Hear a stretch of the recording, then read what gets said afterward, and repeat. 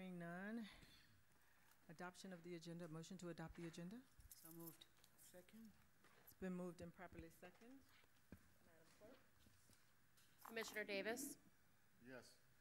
Commissioner Botel? Yes. Commissioner Miller Anderson? Vice Chair Hubbard? Yes. Chair Davis Johnson? Yes. Motion carries. All matters listed under this item are considered to be routine and action will be taken by one motion. There will be no separate discussion of these items unless a councilperson so requests, in which event the item will be removed from the general order of business and considered in its normal sequence on the agenda. Motion to approve consent? So moved. It's been moved and It's been moved and properly second. Madam Clerk. Commissioner Davis? Yes.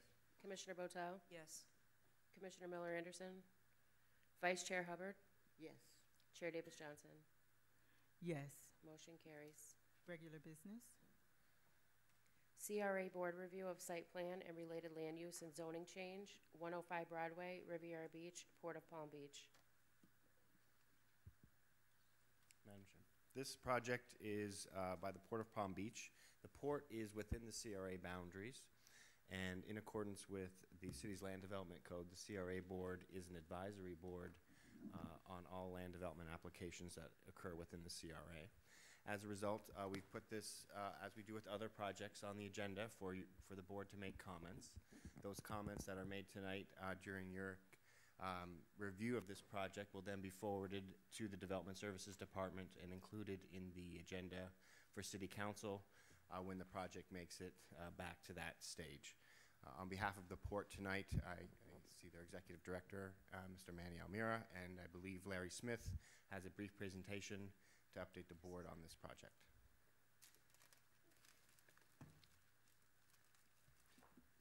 Good evening, Madam Chair, members of the CRA Commission. I'm Larry Smith. I'm a lawyer in North Palm Beach, and I represent the port in this matter. If I could just kind of run through a few slides. This is at least the second time you've seen this. We had first reading in April, and then we had the joint meeting with the port. We really didn't see the project at that time, but you got a description of it from Jeff Gagnon, and we talked a lot about it. So I'm just going to run through and keep it fairly brief. If I can figure out how to work this. Just push. There we go. So this is the port general area, and the yellow is the annex property. It's just south of the power lines, right next to West Palm Beach. This is the landscape plan, and I apologize because you can't really see it, but generally speaking, the property is we're proposing to use it for intermodal, basically storage and layup and uses that promote commerce, and that's part of the DOT charge when we got the property from DOT. And the site plan is basically, if you recall, maybe from the first reading, I think Jeff went through this. Back in 2012, the contractor for the FPL plant used this property to do some storage and some parking and some staging in anticipation, and well, they built the FPL plant. When we did that with the contractor, we had an interlocal agreement, a three-party agreement with the port, City of West Palm, and the City of Riviera Beach of certain uses that we could use the property for, how the contractor would use it. And basically what we're proposing in this proposal is the same as that interlocal agreement with a few more restrictions. And as we get a couple more slides, I'll show you. This is just an aerial photograph, and I apologize, it's a little bit blurry, but there's the property in the context of an aerial photograph of the whole area. And then these are the conditions, and I'll just kind of run through these real quick, and if you have any questions, I'll be happy to answer any. The property, the first condition is as I say, it's staging and storage of rolling cargo and so forth, supporting commerce, and that's, again, the charge from DOT when we got the property. We can't store any loose materials, so you're not going to have stuff blowing around. That's part of the deal. No fuel tanks except for vehicle fuel tanks, normal fuel tanks in cars and trucks and so forth. Lighting is limited to 25 feet in height. It's got a certain foot candle capacity, which assures that it doesn't spill over onto adjacent properties.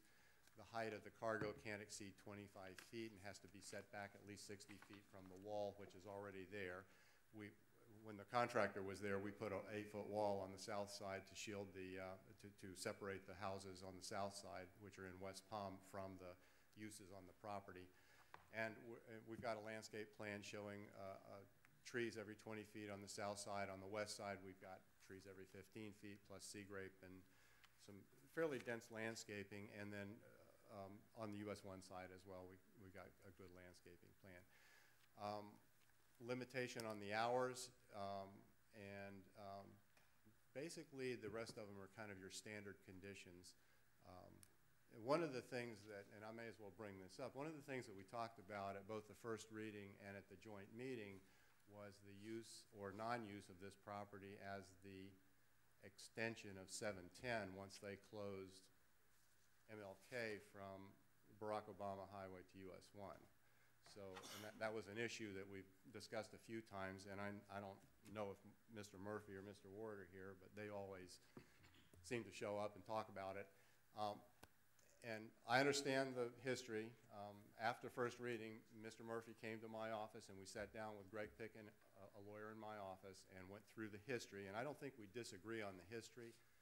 Bottom line is, as Ms. Hubbard said at first reading, is FEC said, no, we're not giving you an at-grade crossing. Didn't make sense to do a flyover for, I forget, $700 million or whatever, and somebody talked about a tunnel, and it just didn't make sense. We're not getting a crossing from FEC. So one thing that came out of the joint meeting, which I thought was a positive, was that the port and the city council sort of agreed that we'd together try to explore an alternative to that. But I think, and I'd like to think we agree, that this property is not going to be used for that extension of the 710. So anyway, I want to get that on the table. That's not really part of our proposal, but it's an issue, and we recognize the issue. And I think the next step with regard to that is for either the city or the port, or maybe together, we go to the TPA, the former MPO, and see what we can do. See if there is an alternative to that. So with that, I'll be glad to answer any questions. Are there any questions from the commission? Madam Chair. Chair Pro Tem, and then Commissioner Botel, please. Well, I have some of the similar comments that I made at the joint meeting. I realized the attempt to deal with FDOT for the at-grade crossing and the history that goes with that, along with the fact that 16 years have passed, and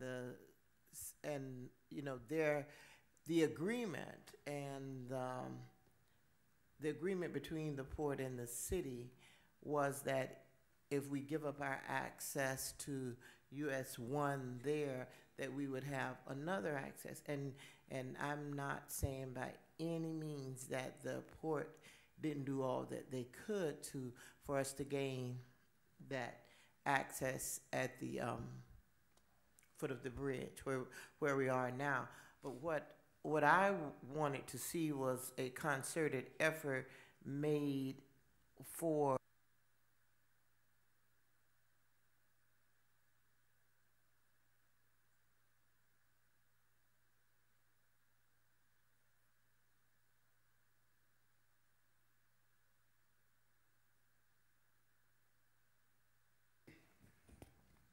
They're back. Okay. And that's what I hadn't seen done. I just hadn't seen any more done to that end for us to have access at another point.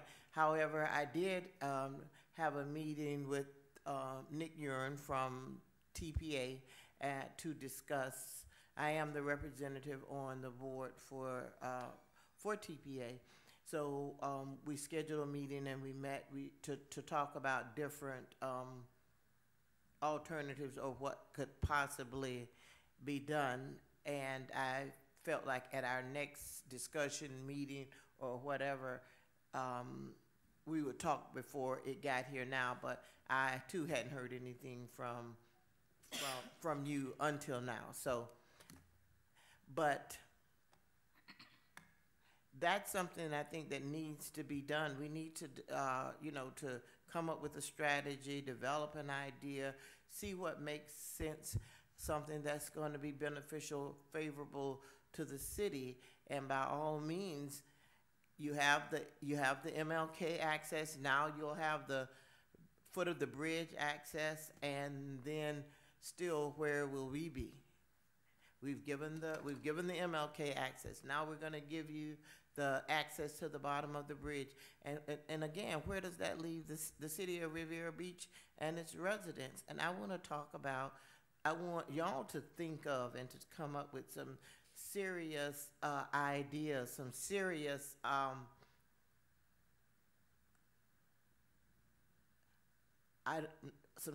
alternatives for the city of Riviera Beach, that we don't continually walk away with nothing but a promise.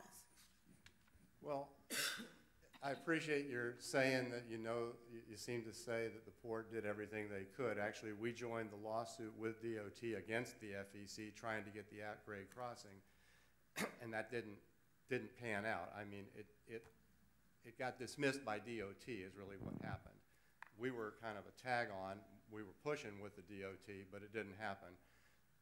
Now, what I'd like to see happen, naturally, because I represent the port, is I'd like to see y'all move forward on this plan, if you would, with a concerted effort to maybe jointly meet with the TPA director, Nick. Ms. Waldron, I think, is the port representative on the TPA. Maybe you and Ms. Waldron should meet with Nick again, and we go over and see some alternatives. However, again, I think we can agree that we're not going to have the road here on this property. I just don't see it happening. And so I'm asking this body and you guys sitting as a city council to see if we can move forward with what we're proposing to do. Frankly, what we're doing here is a little storage and, supporting the commerce. And I do want to say one thing. I don't want us to all forget about 13th Street improvements. Now, that's not really an alternative to this. I've heard Mr. Murphy say a number of times he can't get his trucks over the hump of the railroad tracks there. I don't know if there's improvements that could be made to do that and who would pay for them and all that, but maybe there's some other alternatives. I think there probably could be some other alternatives, but I don't know what those are. And I think we got to start with the TPA, because when the old MPO took it off of their agenda, and I don't have those dates in front of me, but it was, I want to say 2013 or so, they stopped their investigation of alternatives. And that's kind of the end of it as far as the MPO was concerned. But if the MPO, or now TPA, doesn't move forward with it, it doesn't happen in Palm Beach County on the roadway. It just doesn't happen. So what I'm asking this board and you guys sitting at City Council, can we move forward with this project? With the understanding that we will make an effort to meet with the TPA to see if we can get an alternative solution. But you do understand that I understand that FEC was the reason why we couldn't get there. But again, I guess somehow you glossed over it, or I was saying that I'm acknowledging the effort that was made by the port at that time. Also, as the representative on the TPA, I did meet with Nick Uren. Yes, Mrs. Waldron suggested that, and Nick and I followed up and had the meeting, and therefore a discussion I thought would ensue at some time between us and you, or me and you guys, with the concerns that I expressed with Nick at that time. So the TPA may not very well, they didn't say, the TPA body has not said that the city of Riviera Beach should not seek to have any additional access. Number one, that hasn't been brought up at the body of the TPA. Number two, I don't hear anything from you that says to me that we are looking for any kind, or that well, it's been 16 years, are suggesting any kind of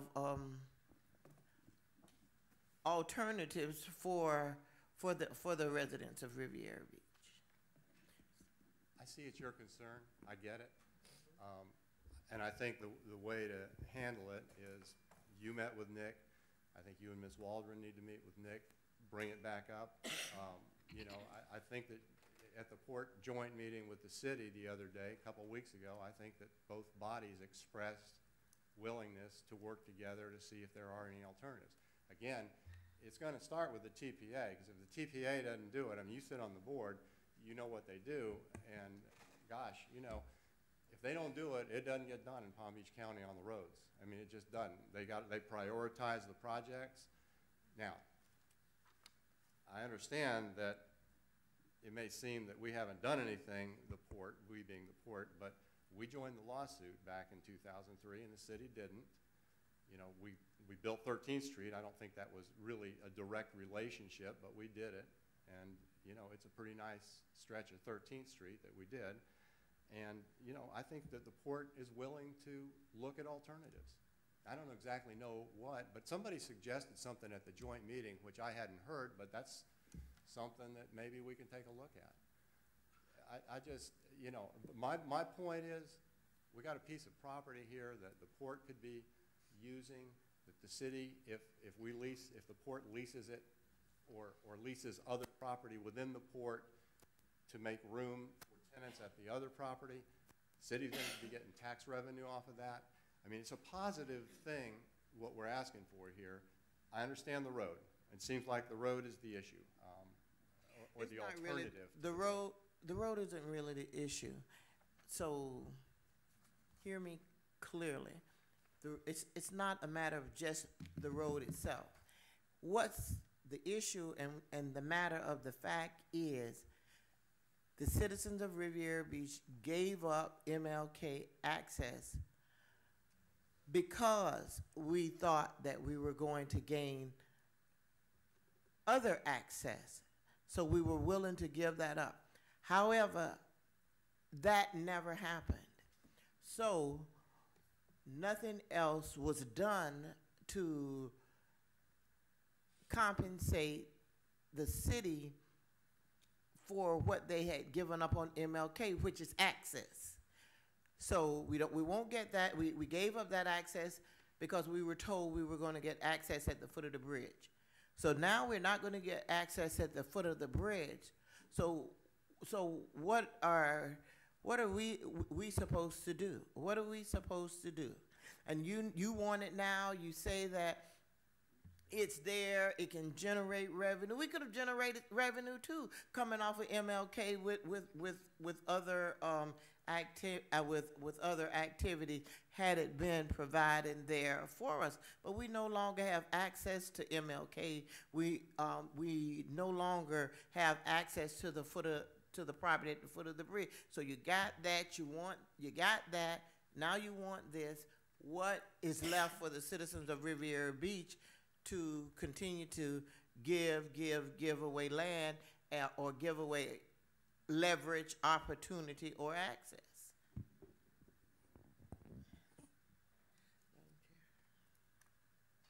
Are there any other comments? My Councilman, Commissioner Botel, you recognize? My comment related to the joint meeting we had and whether or not there had been any meetings between Commissioner Waldron and Chair Pro Tem Hubbard on the TPA issue. I think you've covered that. It sounds like we need to continue to have those meetings, and I hope that we do. I think we can arrange that.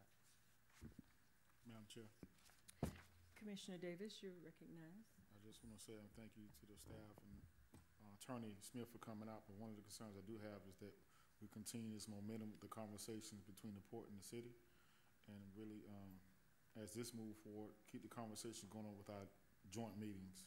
I know you all hosted the last meeting, working with our staff to start setting up some dates for Riviera Beach to host the next meeting. So I think it's very important and very valuable that we continue this momentum, because one of the things that Port Commissioner McCarthy, Peyton McCarthy, and Manny and myself had is when we talked about access, one of the most important access was job opportunities at the port. And we're trying to find out a way that we can have longevity jobs, residual jobs at that port. And the conversation came about, how do we make that happen? Whereas we know the port is landowners and their tenants that they're leasing out to. Got to be some language in there where we can create some opportunities and to streamline some jobs for certain trades and skills that we do have accessibility to in the future for Riviera Beach residents in particular. Madam Chair, Commissioner Botel, you recognize? I do have to take this opportunity to thank Mr. Ramirez. We had a meeting of the Riviera Beach Marine Industry Workforce Development Group this morning, and he was kind enough to allow us to use the port. We had representatives from Rybovich, Viking, Tropical, let me not miss anyone, Marine Industry Association on the industry side, and we had representatives from Palm Beach State College, Inlet Grove, Career Source, and the Alpha Educational Foundation, and we're beginning to work on a very exciting project that I hope will bring many jobs in the marine industry to Riviera Beach. So thank you again for allowing us to meet there. Madam Chair. Mr. Mayor, you recognize? Yes, thank you. I certainly share the sentiments of Dr. Patel as relates to... Mr. Mayor, hold on. Let the record reflect that the mayor has been on the dais for about 10 minutes now. Maybe 30? I'm just No. Wishful thinking. Wishful thinking. I do support the port and what you're doing. I don't necessarily share the opinions of other, maybe one other council person or two. I think what's important now that we don't look back, but we look forward, and that we go forward. So I speak for me. I don't necessarily agree with somebody else's opinion. Everyone has a right to their opinion, but that's not mine. Thank you. Madam Chair? Vice Chair Hubbard, you're recognized. We talk about jobs and opportunities for the residents of Riviera Beach and through the marine industry. In before you, Mr. Amara, we had an opportunity at the port where we were creating jobs and we were bringing in occasional workers, if you would, and what they were doing was working for the very tenants that occupy the port. And if anybody would come in more than 5 days, then that's when they would have to be badged and background checked. But we were swapping them out after the 5th day, so that there was work for occasional workers to work within the port, and they were making good hourly wages at that time. And we always had enough people because there were great hourly wages with the tenants of the ports. So I say that to you and give you that example only because good intentions and opportunity, and if we think hard and that we try to do things other than just be on the receiving end, there's opportunity for to give access to work, access to good jobs and benefits. So the last time that I was with you guys over at the port, every time that I talked about opportunities for the residents of Riviera Beach or the city of Riviera Beach, I was being accused of pay to play or wanted something in return for what I had, other than for us to have leverage to use the leverage we have to benefit the residents of Riviera Beach. When I make my decisions up here, I don't look for the mayor or anybody else to support my decisions. I make my decision based on the information I have, the knowledge and the history that I have of the issues. I know the issue. I know the issue very well, and I know the history of it. What I also know is that Riviera Beach, all of that we are stewards of, everything that we're in control of is for the residents of Riviera Beach, and we're supposed to be good stewards, even if it's nothing but leverage. So that's what we're up here to make good decisions, not to say, okay, we closed off the road for a promise, we didn't get anything. Now we're giving up leverage and access for another promise without the ability to get anything that we could actually be substantial for the residents of Riviera Beach. That's my point of the matter. So you go ahead, you get that. Then what? Then what? After you get the access at the foot of the bridge, then what? Where do we go from there? Madam Chair, I have a question. Mr. Mayor, you recognize? Yes, thank you. The security issue at the port, her council said they, swap them out in 5 days, but last time I was there, especially after 9/11, security, everyone that's there has to be past high security, right? Everyone. So if you work a day or 2 days, they still have to go through the same security as if you work 10 days. Is that the same way, or please clarify that for me? Sure. Individuals are allowed to come into the port as a visitor, but no more than 5 days a month. So, but if you want to work at the port, you must pass a background test, right, a background check, and be granted a TWA, a TWIC card. Correct. Which simply means that they so visitors, but they're not workers. That is correct. Thank you, sir. Madam Chair, Mr. Mayor, do you know the program that I'm talking about? When we bought several groups, Ken Hearn can tell you about it. There was a trailer at the front, right, like it is now, for security for several teeters, tropical. Lots of the landlord, lots of the tenants there employed the persons that we bought through. Whether it was labeled a visitor's badge or whatever it was, they were able to work up to the 5 days, as you mentioned. And I'm sure if I go back to Ken, to Mrs. Bear, or to Teeters, even Cindy Teeter, she would probably know exactly what it was labeled as at that time. So to not know anything about what I'm talking about and to try to pretend that I'm not telling the truth, I don't know what the mayor thinks what good that will do, because there's too much proof to the contrary. I don't have to sit up here and make up anything.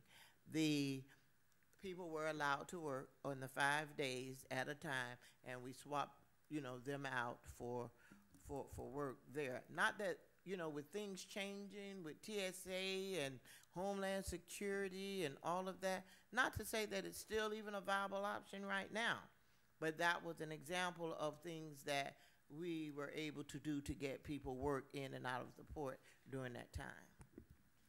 If I may, I am not familiar with that program. I came afterwards. We did have at one point an internship type of work where we would go out and hire high school or freshmen from college, but that was under our let's call it our supervision. Right. We have not since I've been in this Saturday. It'll be my 10th year anniversary at the port. I can believe how fast that went. The point being that in that past 10, that practice that you speak of, Ms. Hubbard, I'm not familiar with it. I will ask Ken. He would definitely know. But I get the feeling that it has to do with security, and that's the reason why it has not been implemented Anymore. recently. Yeah. Thank you. Yeah, and I don't think there was anybody that, was pushing it. We had we had the opportunity to do it, and we, made occasional work for people at that time. And I said that to say, Mr. Mayor, of of thinking outside the box, creating opportunities, and to create access. And again, I realize that things change, and it might not be a viable opportunity anymore, but just an example to you as to what has been done and type of things that can come of it. Thinking outside the box, that is. For the record, we are part of City of Riviera Beach. And every time there's a new opportunity, one of the questions that we ask is, how many do you anticipate on hiring that may be local? We can enforce it on it, but we do obviously promote it because we are part of the city. This where we, as Congressman or Mr. Davis mentioned, we're working together, and we will continue to work together. One more point, and that is, this annex property does represent a good deal of business for the port, not only for expansion, but obviously for new tenants, new companies that could come in. And that, as Mr. Smith mentioned, that does and will add to the revenue, the tax revenue for the city, and it'll help us immensely to be able to attract new international businesses. Thank you. I had a question with regards to some of the language contained in your,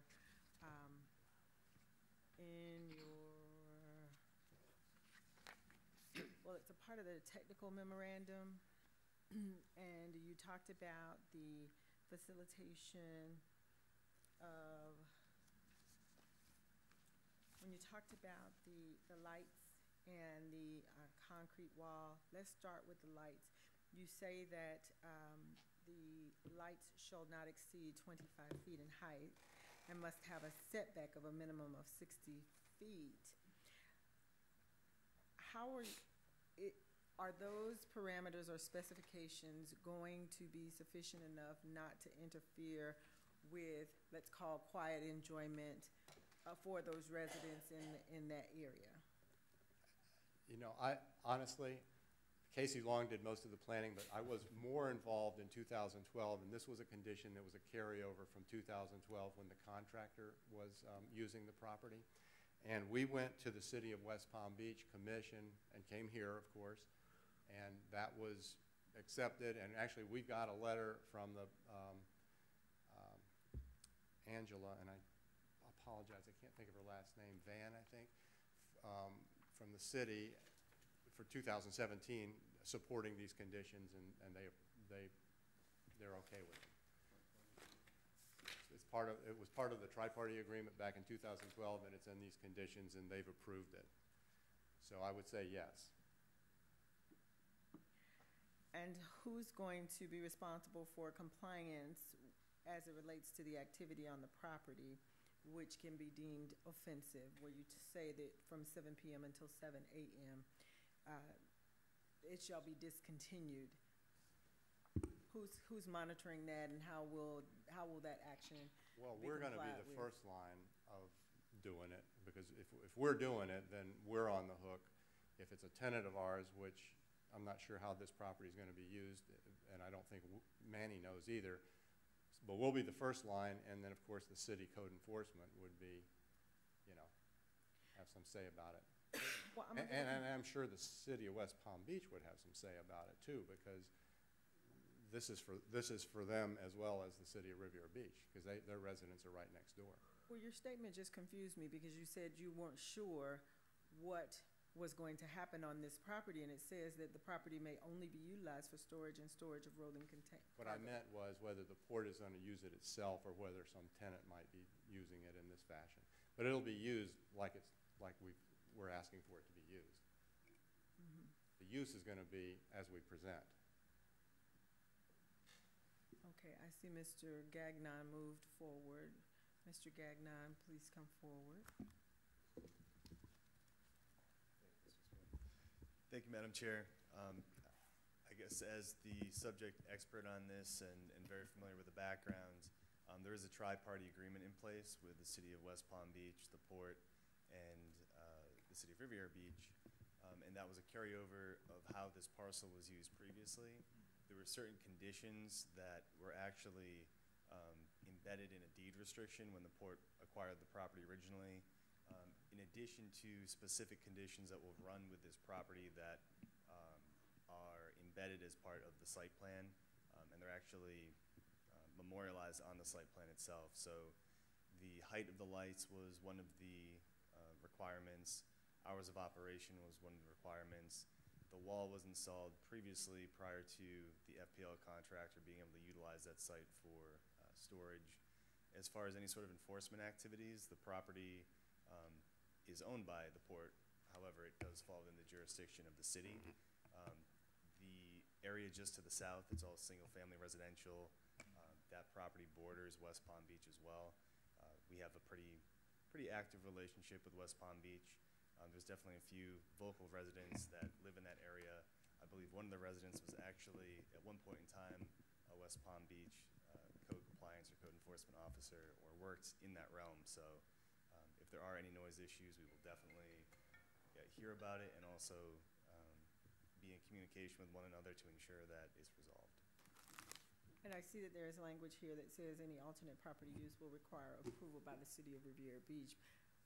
But prior to permitting, we will know exactly what's going on there? Yeah, so there are a very limited number of uses. It's mainly limited to rolling stock and cargo type of use and storage on the site. So if at any point in time in the future there's a brand new proposal that goes outside of that scope, it would not only be a city approval process, but they may also have to go back and modify deed restriction, which probably wouldn't happen. So for all intents and purposes, it will function as just rolling stock for the port or a future tenant of the port.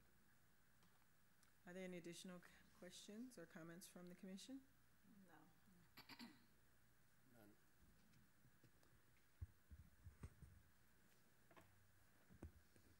We will forward all the board comments to the Development Services Department, and they will be included in your agenda packet when this project comes to City Council in the future. Okay, thank you.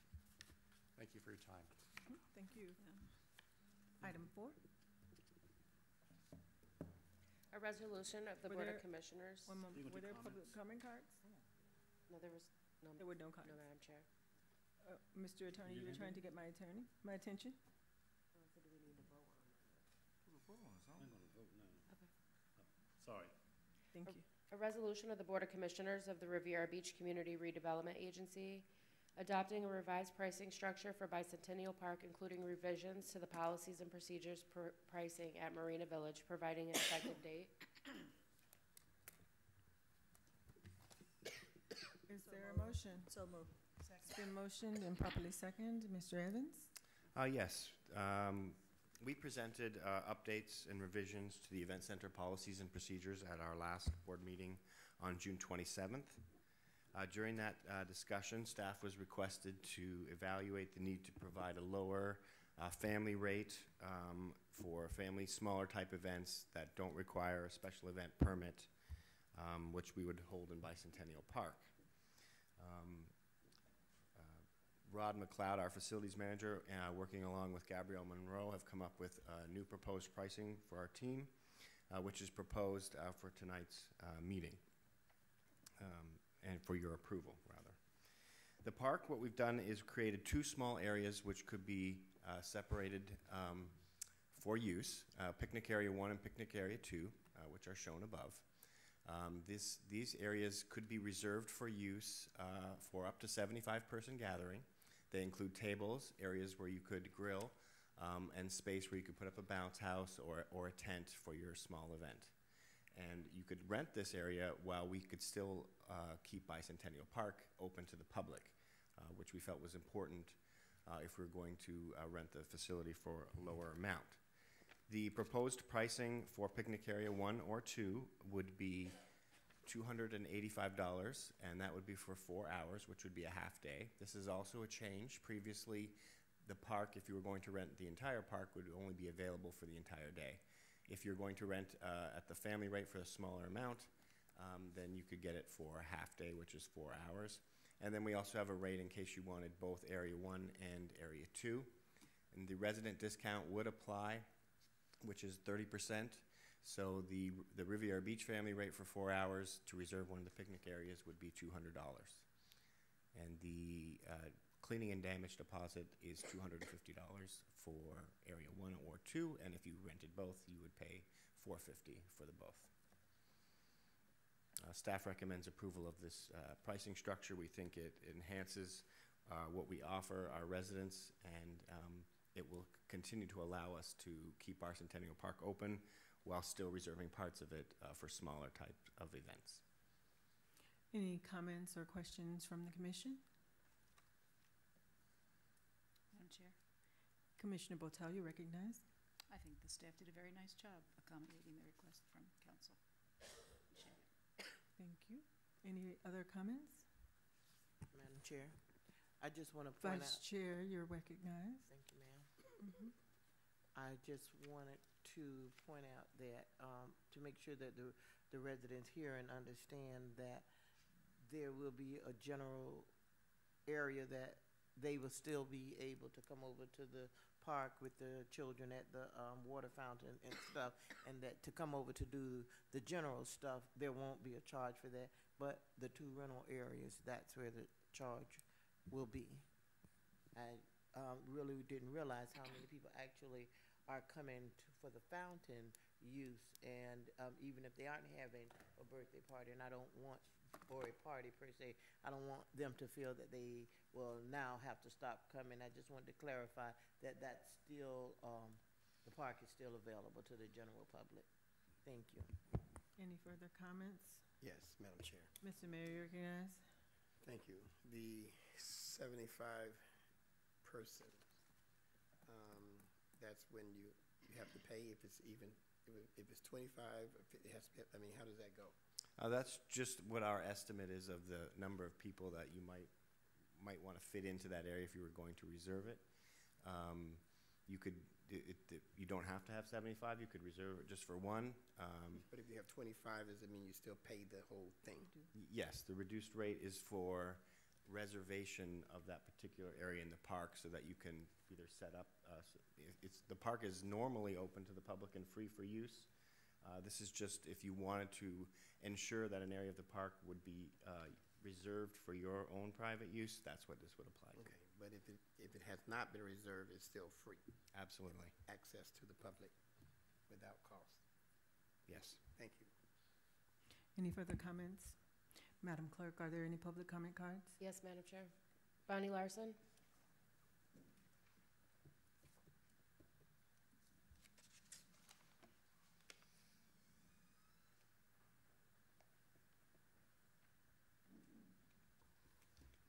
Question which has been asked before is how will we know these are Riviera Beach people only, that someone from West Palm can't come in and just say, hey, I'm a family, or I'm going to drag somebody in from Riviera Beach and get a reduced price. This is only $25 an hour for use of the park, and we still have to have people cleaning up. We still we have the ambassadors there. We have, what does it cost us to keep that open is my question. So we don't want this to be selling ourselves too short. We keep reducing the prices on everything we have here in Riviera Beach, and we already have Barracuda Bay where we're losing money every single day that thing's open. We lose money. We're losing $500,000 a year on Barracuda Bay. And if it were open more often, we'd be losing more money. So we don't want to do the same thing. This is a brand new facility down there, brand new park. Everything's brand new. So we don't want to price ourselves way too low. But if that's okay with you, I don't care.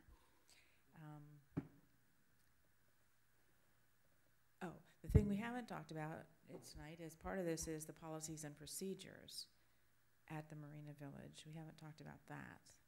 There were several things that were talked about that needed to be changed or whatever, and you said you would bring it back in a revised form for the council to look at tonight, the policies and procedures. So that's the other thing we need to look at.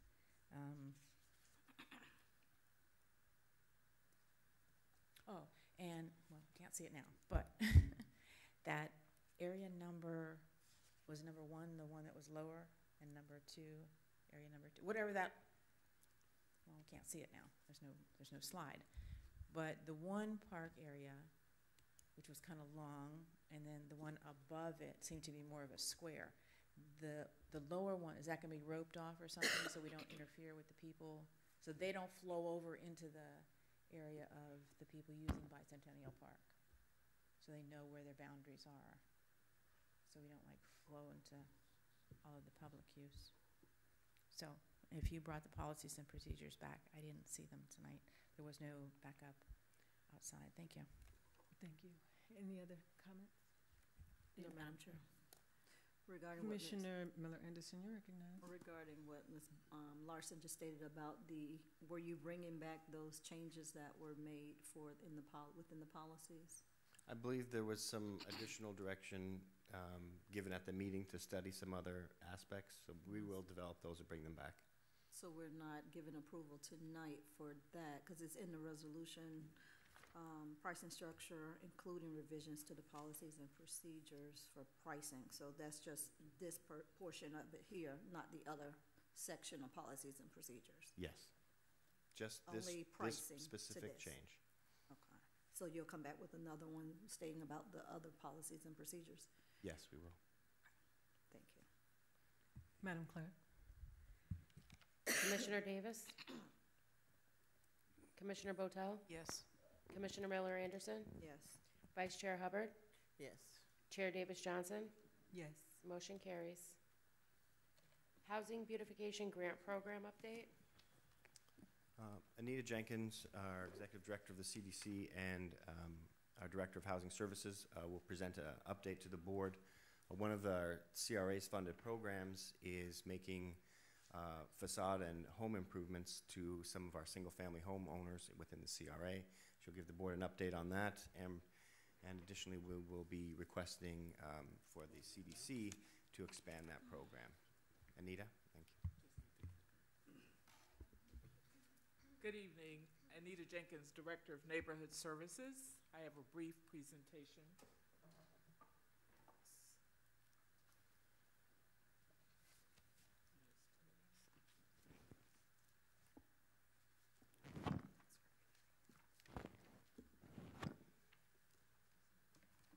Technical changes. Just give us a minute.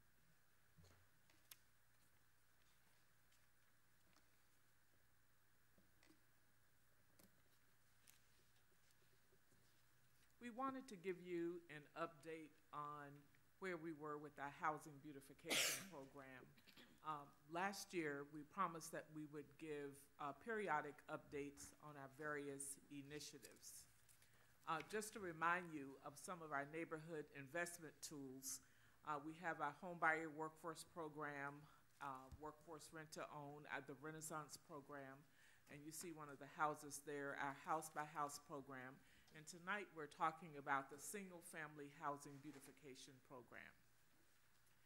Some of the strategic partnerships for neighborhood services delivery are, as Mr. Evans mentioned, the CDC, the City of Riviera Beach, Palm Beach County, and our local contractors and subcontractors. To remind you of the elements, the single-family housing beautification program provides funding through the CRA to eligible single-family, and this is one-unit homeowners, to make exterior improvements to their property. And these improvements include such items as fence replacement, painting, irrigation, landscaping, weatherization, and hardening, roof repairs or replacement, etc., and other minor exterior repairs that will improve homes within the CRA area. Priority is given to improvements that are necessary to correct health, safety, and code violations. For the past several years, the city has dedicated fewer resources to neighborhood services, and the CRA commissioners, thank you, have endeavored to try and fill some of the gap. Just to point out that we have 15 general contractors and subcontractors registered and participating in our program at this time. Just to highlight some of the numbers for our housing and neighborhood stabilization component, for this fiscal year, we have allocated $400,000 for the Housing Beautification Program with a maximum award of $20,000. The last round of this program, there were 13 approved residences approved and closed. Received 28 completed applications, 9 have been approved, 6 not approved, and 13 are incomplete or in process at this time. And to date, we've had 4 closings. We have 2 homes under construction, and we're in the process of doing 5 rebids. And there's a picture of some of the improvements with some of the homes. Madam Chair, I have a question. Yes. Commissioner Miller Anderson, you're recognized. It's only for the homes that are within the boundaries of the CRA, or is it citywide? The CRA later, would you tell me what are the grounds for approval, or what determines whether an applicant is not approved? Yes, sir. Thank you. Well, I could do that now. Okay. It's for owner-occupied residences. You must own and occupy the residence. The requested assistance for exterior, it includes windows, minor repairs, etc., doors, things that assist with hardening for hurricane preparation, fencing, and driveway repairs, lighting, electrical, for the exterior. Because of the original source of these funds when we created the program, it was relegated exterior program. You cannot have existing city liens on the property. Some of the files that we have, people have code notices, and we do work closely with the code enforcement department. There are no age requirements because that would be discriminatory.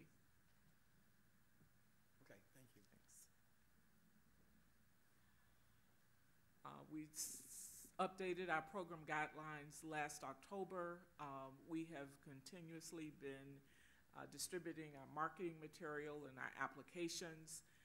We have continuously taken applications, and we continue to do so, and our construction bids are ongoing, and our construction starts are ongoing, as are our closings. There is such a demand for these services, and to you commissioners who asked the question about whether this was just within the CRA or citywide, our office receives numerous calls for assistance for these beautification program services. And when someone lives on one side of the street or the next street over and they're outside of the CRA, it's very difficult to explain that these funds are just for use within the CRA. And for that purpose, if you come to our office, you'll see that we keep a giant map of the area where we try to explain and show our residents where their homes are. We have 88 documented requests for service that are outside of the CRA. We receive many more calls, but sometimes when people find that they're not eligible, they don't give us detailed follow-up information. But documented requests for services, to date we have 88, and there are many more. Most of those requests are for landscaping, facade and sprinklers, or for xeriscaping. We always encourage xeriscaping. There are some minor requests that we're able to accommodate through the CDC's grant funds and our partnerships, where we're always looking for money to do house painting or landscaping or irrigation, and we utilize volunteers to a great extent. We probably the #1 demand in this city is for roof repairs. We have some roofs that were damaged from the hurricanes and tornadoes from 2005, 2006 that were never repaired. A number of the homes don't have insurance, and they're not able to get insurance because of the condition of the roof, and they're not able to pass a 4-point inspection. So with a compromised roof, the problems within a house just compound, and it becomes more costly. And a lot of our elderly residents, the number one request is for roof repair and the landscaping services. We also have additional requests for bathroom and kitchen repairs, where there are a number of instances where those facilities are compromising health and safety within the home. And there is a picture of one of the homes that are currently under construction repair. So our request, the CRA is request and recommending that we create a similar housing beautification program for residents outside of the CRA. And this will be a request that we'll be making to you as you sit as the City Council. The program we're suggesting would mirror the existing program guidelines with a maximum benefit of $25,000, with leave for the executive director to award up to $30,000 per residence with extraordinary circumstances, i.e. where there's an impact on life, health and safety, or extraordinary repairs needed. The modification to the guidelines would allow us to include interior repairs, HVAC where air quality affects health. We have people who have asthma and compromised breathing systems, bathrooms, especially for retrofits for elderly and disabled residents, damage to interior walls from leaking roofs, kitchen, impact-resistant windows and doors, which provides a safer environment, and it also saves on energy costs. We're suggesting that our initial request would be for $300,000 from the City of Riviera Beach, with a goal to assist from 12 to 20 homes with this first round. We'd have a goal to maximize our partnerships with Rebuilding Together, Paint Your Heart Out, RBCDC, where possible. We have a goal to maximize participation by local contractors to keep those dollars local as much as possible, and a goal of first come, first ready, most needy for our residents. And with that, I'll take any questions. Any questions from the commission? Yes, Madam Chair.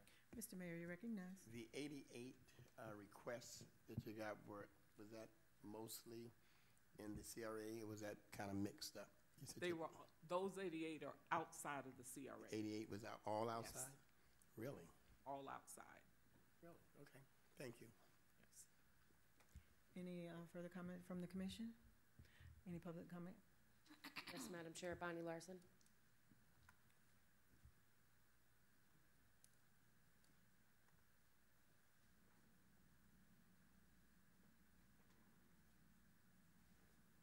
I remember this program from years ago, and years ago I questioned, why are we doing people's interior? This is a beautification program. So, because everybody would like to have a new kitchen, new bathroom. Those are the two most expensive rooms in the house to fix. Everybody would like to have that, so why are only certain people getting it? And also, roof repairs, you talked about that being a big problem. Well, those of us who have homes and who do pay taxes, we also buy insurance for our homes, which covers the roof. So it seems like those people who don't spend the money on insurance, they're now benefiting from a program, a free program in Riviera Beach, where if their roof gets damaged, Riviera Beach will fix it. I'm saying, why are we being foolish enough to buy insurance when others can get it done for free? It just doesn't seem equitable to me. It just doesn't. Fencing, fencing is something that would be covered by your insurance. If you don't have it, it's something new. So. And then it said $20,000 for each home, but the director could increase it up to 30. And I don't agree with that. I don't think, if you set it at 20, set it at 20, because you could show favoritism. I'm not saying you ever would, but I'm just saying it leads people to think that maybe, if it's your friend who's got a problem, maybe you'll get a little more. So we don't need that. We don't need that thought out there. Fence replacements. And then we just talked about the CDC wants maybe $300,000 from the city to do repair work for homes within the city, not the CRA. Here's what gets into a little something. I think the CDC, correct me if I'm wrong, I think the CDC is supposed to work for both can repair and do houses and things within the CRA and the city. But the CRA is the one who pays the salary of the people who work on the CDC. And if we're going to be getting money from the city, now we're kind of commingling that money. How are you going to keep all that separate? You don't want to commingle city money with CRA money for this. So why don't we let the city do their own thing? But like I said, I feel very foolish because every time I see these programs, I'm thinking, why are we spending money on insurance? And we spend, I'd like a new kitchen. I'd like a new bathroom. You want to do an air conditioning or irrigation for me? I'm for it. But I won't qualify or I won't be a part of it and I'll never get it. So I'm feeling very foolish that we pay for things and then other people let their properties deteriorate. That's their situation. They let the property deteriorate. If they have interior damage due to the roof, well, they didn't take care of their roof. They didn't pay for insurance. They pay for insurance like we do. That would have all been taken care of and they wouldn't be living in a home which now has leaks and everything else. So just want it to be equitable. And I don't really feel like it is all the time. Thank you. Thank you, Ms. Larson. Mr. Evans, you're recognized. Thank you. I'd just like to respond to a couple of those. The program is designed to make improvements within our neighborhoods, and we do check to make sure that there is an insurance available to make some of the improvements. You cannot use the funds to get a new kitchen or bathroom. Those are life safety, so if you have major mold problems or something that's affecting the safety of the home, that's the only time that you could use those dollars internally. And the program would be designed specifically to be kept separate, which is why the request would officially go to the city council, and even the whole management of the program, including inspections, would be done by separate individual personnel. So there would be no commingling of funds. Thank you. Thank you. Any further comments or questions? Any other public comment card? No, Madam Chair. Okay. Any other comments or questions? Madam Clerk? It was just a presentation. Okay, thank you.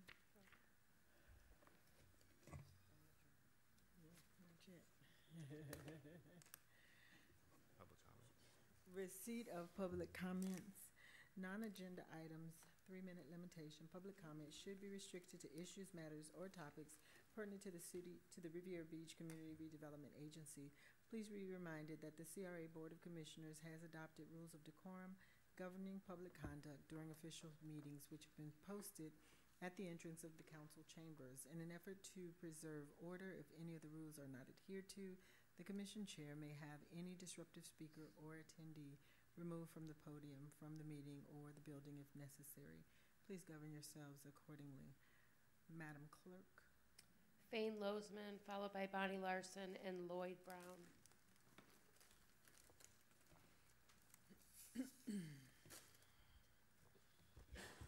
Fane Lozman, Singer Island. In 2006, I challenged the redevelopment of the marina and the use of eminent domain to take 2,200 homes around the marina. And as a result of doing that, I was targeted after I filed a lawsuit to try to, after the city tried to circumvent Governor Bush's signing of Florida's anti-eminent domain law. And part of that retaliation took the form of an eviction from the city marina. And I've handed out to each of you today, I also emailed you a copy of the verdict form where the jury found that there was no grounds for the eviction, said it was retaliatory based on my First Amendment activities trying to oppose the redevelopment plan. Why is that significant? Another thing, I emailed you with a transcript of an executive session. And in that executive session, there was a consensus among those 5 elected officials that they were going to intimidate me, they were going to dig up dirt on me, they were going to make me feel unwarranted heat. They agreed to hire a private investigator who followed me around for months. They did all these things and went well beyond what an executive session is, which is A, how much you want to spend for litigation strategy, and what law firm you want to pick. That's all you can do. That transcript is one of the reasons my case went to the Supreme Court. Because when they looked at the video of the arrest and they read that transcript, they go, we need to fashion a remedy for people that get targeted by municipalities. I offered to settle this case in 2013. The city turned it down. Why did they do that? Because Pam Ryan has had a a vendetta against me, along with some of those other elected officials, and they kept this case going for years when it could have settled for a few $100,000. It could have settled for $300 grand. Since that time, the city attorney, Roberts, Reynolds, Bedard, and Tuzio, have rung up a bill $700,000-800,000. Okay? Bedard wants to keep ringing this cash register. When you look at the verdict form it turned out, his partner lost that jury trial to a pro se party. And a month-to-month eviction, that's never happened in Palm Beach County Courthouse. Nobody ever saw that happen on an eviction action. Bedard has been targeting me for 12 years and wants to do it for another 5 years. If you want to continue to litigate this case, fire Bedard and bring in another law firm, and they're going to say, just settle this case. It's ridiculous to keep litigating a case going forward. I have a real $800,000 in bills now. We continue to litigate this case, I'm going to have another $500,000. The city's going to have, with Bedard, another $700,000 or $800,000. And if it gets retried and I get $1 at trial, it triggers every dollar of my fees. So I can retry this case, get $1, and I'll get $1.3 million will automatically have to come my way. This case should be settled. Why would you want to tie your futures to Bedard? Why would you want to tie your futures to the Liz Wades and the corrupt Michael Browns and those elected officials? You do not. What you want to do is you want to say, Bedard, for starters, you're fired. You've lost 2 big cases. You lost the state eviction case in 2007, and this nonsense you did caused a Supreme Court case. I won the Supreme Court case. DeGraffenreich writes, oh, I didn't win the case. Sure, I won the case. I won it 8-1. Why is it back at the Court of Appeals? For one simple reason. The Court of Appeals has to tell the district court what charges should be tried again, how do you charge them, and what the new law is. That's why it's at the Court of Appeals. But the point is, one second. But the point is, Mr. Losman? I said 1 second. No, you don't get to tell me 1 second. Sir. Okay, well, the other board members can make a motion. They want me to talk for another minute or two. That is not how it's handled. I've given you a few seconds over the 3 minutes, Mr. Losman. But I'm saying this is an I'm just asking you to please wrap it up, Mr. Losman. I'm sorry? Please wrap it up. Okay, I just want to say procedurally, you can be overridden by 2 members on the council if they had any questions to ask. Okay, you're not a dictator per se. I'm not being a dictator, Mr. Losman. I'm simply following our process. I'm just saying that you're a member of a 5-member board. If the other elected officials want to answer that, they can ask a question. Mr. You know? I'm not suggesting that they can't, Mr. Losman. Well, Everyone is given 3 minutes, and I simply asked you to wrap it up. That's all I asked. It's kind of complicated to wrap up 12 years of litigation where I've been targeted by your own city attorney in a case that's gone to the Supreme Court twice. You know what I'm saying? It's a pretty big deal. I understand. Okay, I understand that it's a big deal, but I'm trying to make it equitable and fair. She has not directed you, officer, to do anything. I just asked for She's point talking of to order. Mr. Losman. Mr. Mayor, I asked for point of order. I did. But you didn't ask for him to throw him out. I asked for point of order, Mr. Losman, and I'm well within my right to do that. You have exceeded your 3-minute time limit. I simply gave you some extra time, and I'm asking you to wrap it up because we do have other speakers that. Wrap it up, and I have a police officer here. I'm not supposed to do that. You know, you were out of order. How am I out of order, Mr. Losman? Finding a police officer to intimidate. I did not attempt to intimidate you. I asked you to have a seat, Mr. Losman. Mr. Mayor. Point of order.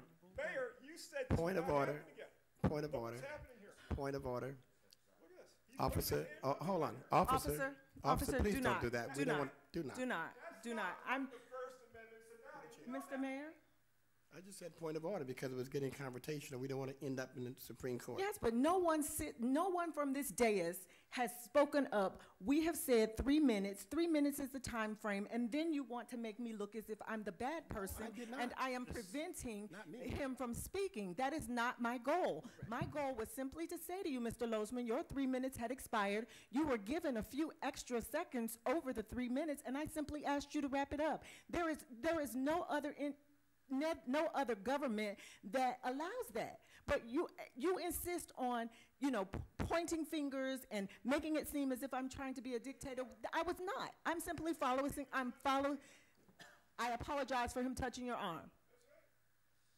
But I am not intimidating the public. I'm simply trying to follow the process, and no one has anything to say, and it's allowed, and it's just unfortunate. So I'm going to discontinue the conversation with you. Madam Clerk, please call the next speaker. Bonnie Larson.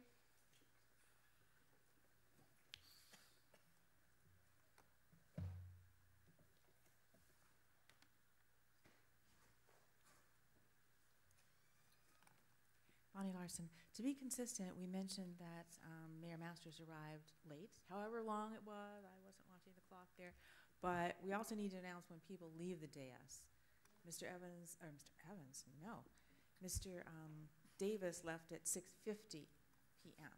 and he looked like he was not going to return. So when people come late, we need to announce that. When they're not here, we need to announce that. And when they leave early, we need to announce that. Several things. A big point of issue here was there was a CRA meeting which was on the 13th, about the 13th or so, and on the web it said it was postponed. Okay, there's a difference between postpone and cancel because there are 2 CRA meetings per month.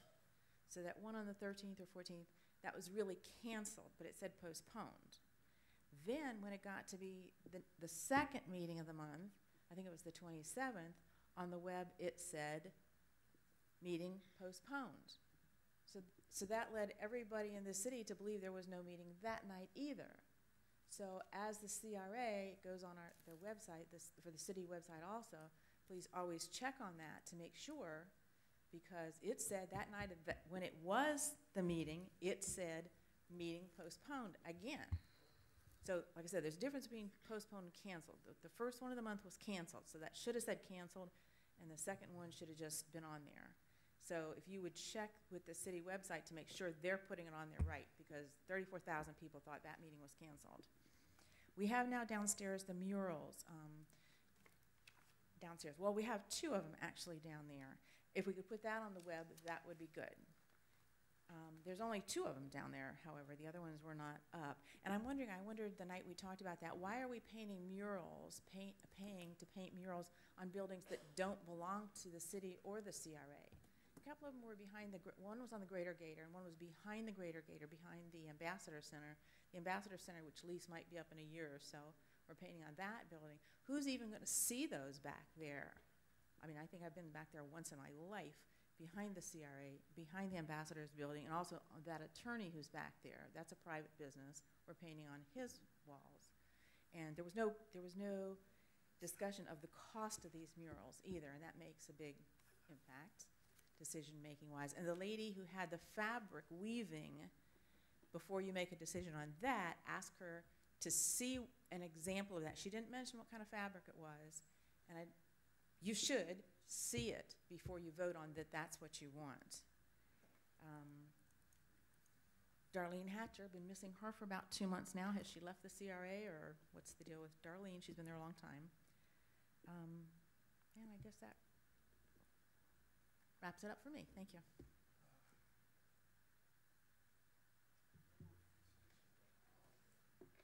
Lloyd Brown. Real interesting, you know.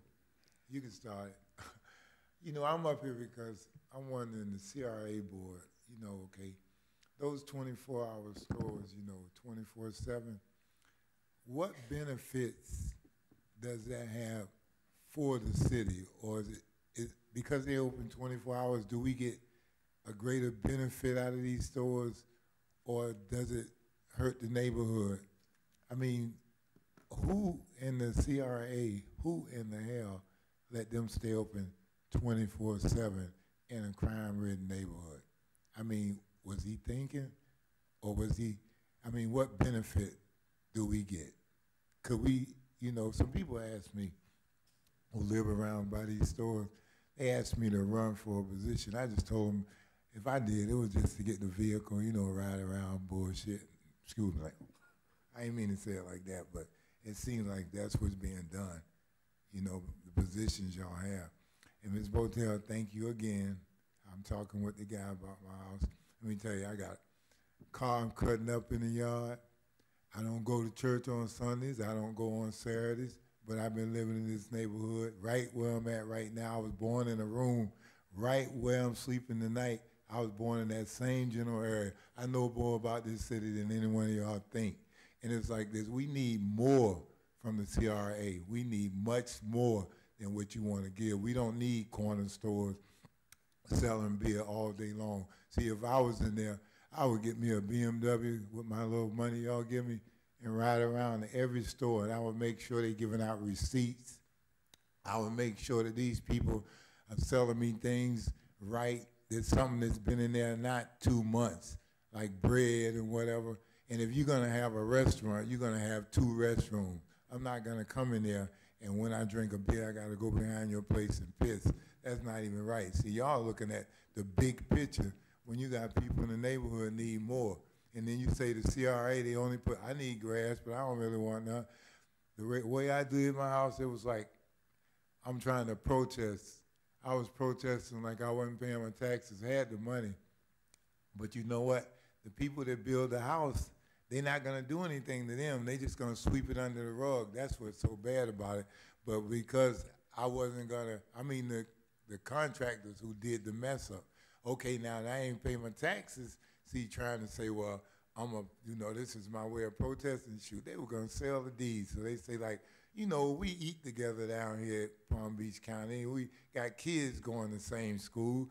Those are my neighbors in the same gated community. So forget Lord Brown. If y'all messed it up, we're not going to have them people do anything. We'll just, give him a little bit more, put a screen door on the front and all put grass in his yard and make him happy.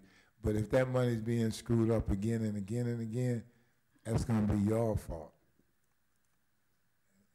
I don't want to be like Lozman, what I'm saying, what benefits do those corner stores give our neighborhood being open 24/7, selling alcohol before you even get in school? I mean, you better look at that. If you want to stop the crime. And another thing, I saw these guys that ran into this house. They were like, I don't know what they call them, jump out crew. When they finished jumping out, they didn't get anything. The white ones were sitting over there. The black ones were sitting over there. And I seen one Guatemalan guy get out of the truck. They don't associate with each other. So you know how they treat individuals on the corner. So you understand what I'm saying? If these guys that you got in this narcotic group separate among themselves, don't you think that's the way they're going to treat the individual they come out to arrest? Thank you, Mr. Brown. Report of the Executive Director. I have no further comments. Report of the General Counsel. I have no comments. Discussion of the board, starting with Commissioner Botel. Just a reminder once again that we have a Singer Island Town Hall meeting on July 19th at 6 o'clock in the Ambassador Center. We'll be talking about the beach access issue, about the Singer Island murals, the public works projects on Singer Island, including the Palm Beach Isles project, and hurricane preparedness. And then we have a voter education rally happening at the marina on July 29th. We'll be giving free backpacks and some Walmart gift cards. Thank you. Commissioner Miller-Anderson. I have nothing at this time. Vice Chair Hubbard. I just want to remind the community that on July the 21st, we will have the unveiling of the banner for the Suncoast basketball team that went 36-0 in 1990, and also Anthony Goldwire will be hosting a celebrity basketball tournament. So we look forward to seeing each and every one of you. It's at 7 o'clock p.m. at Suncoast High School. Thank you. Thank you. Mr. Mayor, did you make your comment? Yes, no, I'm ready. Couple things. Do want to congratulate Mr. Lozman for winning the case at the Supreme Court, and I think it's a win. I'm continuously being disappointed in Clarence Thomas, but that's another topic for another conversation. He was the only one out of 9 that saw it the way that he usually sees things, which is, I don't understand it. I would like to announce to the public that Councilwoman, Commissioner Kashama Miller Anderson has called for a special city council meeting signed by Dr. Botel. And I believe that's Tuesday at 6 p.m. Is that correct? And we ask the public, well, I do, ask the public to come out and hear. There are 2 items, I believe, that's for discussion. And it is a meeting, and if we get a person, we will have a quorum, and hopefully we will get the full council. We are again in the media, again, and we need to come out and get the facts and hear what's going on, and far as I'm concerned, this insurance scandal is shameful, and I'm waiting to see how this is going to turn out and if and what action should be taken and will be taken. And if not, the mayor is prepared to take appropriate action if necessary. Thank you, Madam Chair. You're welcome. I would like to take this opportunity to thank the CRA, the Event Center staff, and the ambassadors for your contribution to the support of the 4th of July celebration that was held down at the Marina Event Center. Your support and continued partnership is most invaluable, and we truly appreciate all that you did in helping us to set up and to follow through with the event. Thank you so much. Kudos to each and every one of you individually and collectively for a job well done. Secondly, I'd like to have an update on the Blue Heron Broadway property, as well as the update on the former Winn-Dixie property. Mr. Executive Director. Yes, the Blue Heron, per our first budget workshop, we presented 2 projects that we want to pursue in the future.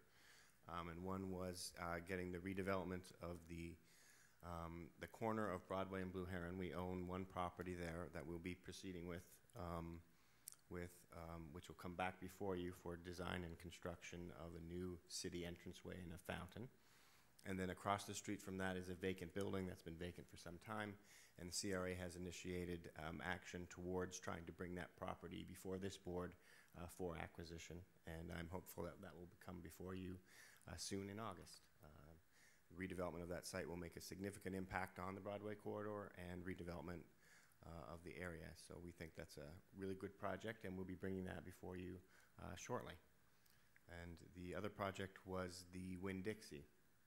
And we've been trying to contact them in order to try and understand what their plans are for the future of that site now that the Winn-Dixie building has moved out.